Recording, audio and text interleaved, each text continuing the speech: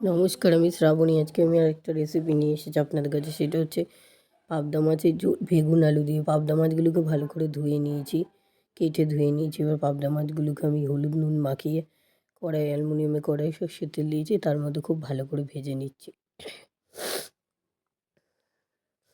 ভেজে ভেজে তুলে নিচ্ছি। পাবদা মাছ ভাজতে ভাজতে অন্যদিকে আমি আলু আর বেগুনগুলোকে কেটে নিয়েছি, জল দিয়ে ধুয়েও নিয়েছি, ধুয়ে রেখেছি। এই যে এবার পাবদা মাছগুলি সব ভাজা হয়ে গেছে। আর এর মধ্যে আমি একটুখানি কালো জিরে ফোড়ন দেবো, হাফ চামচ দিয়ে এবার বেগুন আর আলু যেগুলো কেটে রেখেছি ওগুলো সব আমি এর মধ্যে দিয়ে দেবো।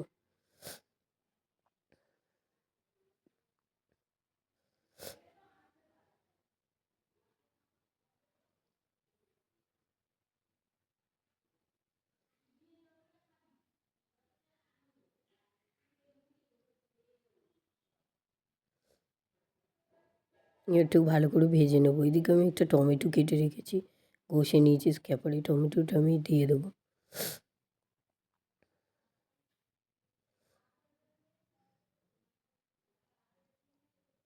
একটু নাড়িয়ে দিচ্ছি ভালো করে। একটু ভাজা ভাজা হয়ে গেলে এর মধ্যে আমি দিয়ে দেবো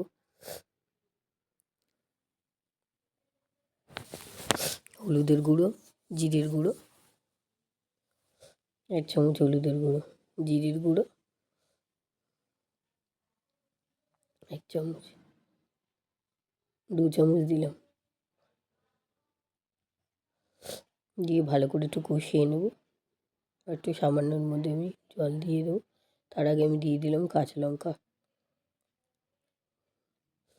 এবার দেবো একটুখানি লঙ্কার গুঁড়ো দিয়ে দিয়েছি, একটু কষিয়ে এবার আমি জল দিয়ে দেবো। 2 চামচ লঙ্কার গুঁড়ো দিয়ে দিলাম।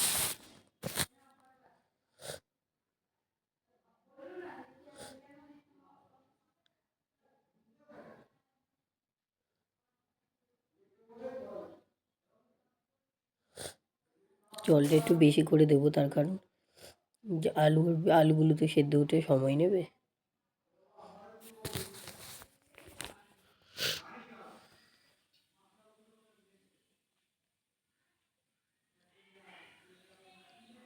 এর মধ্যে আমি নুন দিয়ে দিচ্ছি হাফ চামচ।